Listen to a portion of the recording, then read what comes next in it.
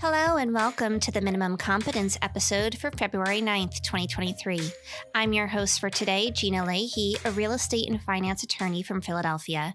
Today we'll be discussing the implications of Trump's GSA lease at the old post office, AI art and copyright, a significant decision out of New Jersey on arbitration clauses between sophisticated parties, and whether the COVID-19 pandemic excuses a construction loan borrower's payment obligations to its lender.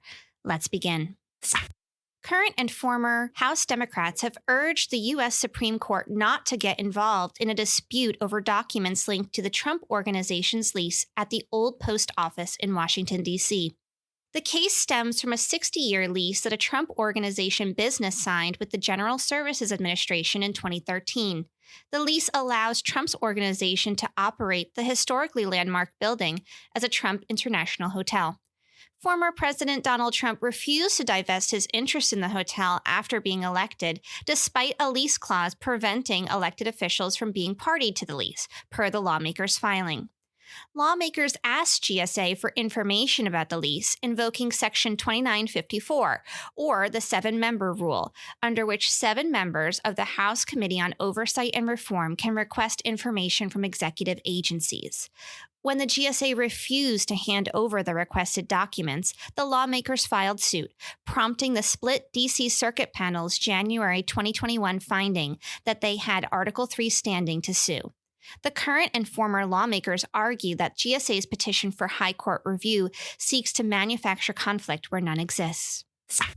The U.S. Copyright Office filed a motion for summary judgment on Tuesday, urging a D.C. federal judge to grant it a win in a lawsuit against a computer scientist who is challenging the Copyright Office's decision to reject his copyright request on a computer-generated image made by his AI system, the Creativity Machine.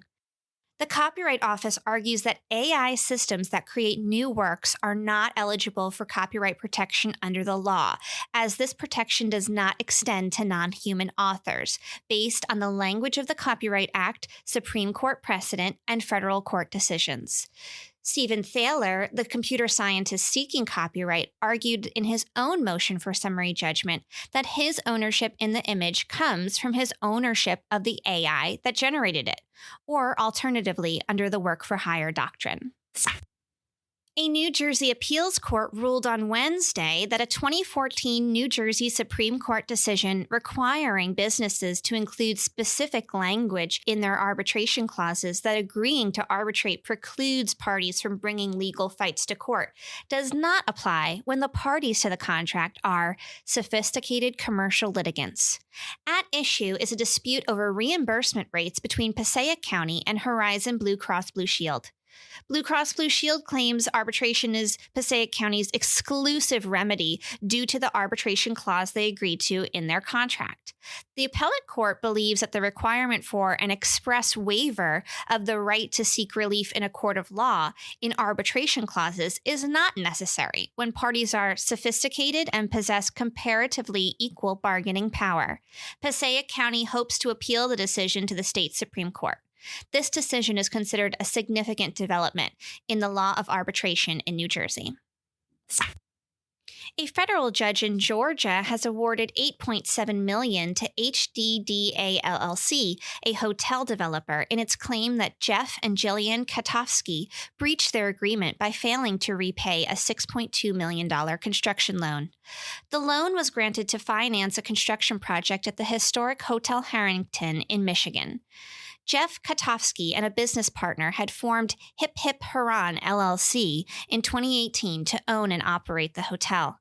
The Katofskys had unconditionally guaranteed the loan in November 2018, and the lender claimed that Hip Hip Haran defaulted on its promissory note when it failed to make payments in March of 2020.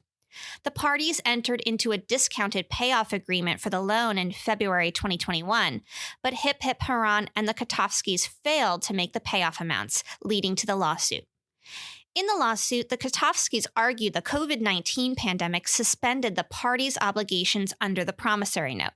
However, the Georgia U.S. District Court disagreed, stating that even if Michigan's COVID-19 restrictions prohibited construction on the Hotel Harrington site, That prohibition did not prevent Hip Hip Hooran from fulfilling its separate payment obligations. In the end, the judge ruled in favor of HDDA LLC and awarded them the full amount of the $8.7 million sought on its claim, dismissing the argument that the COVID-19 pandemic impacted the obligation to repay the loan.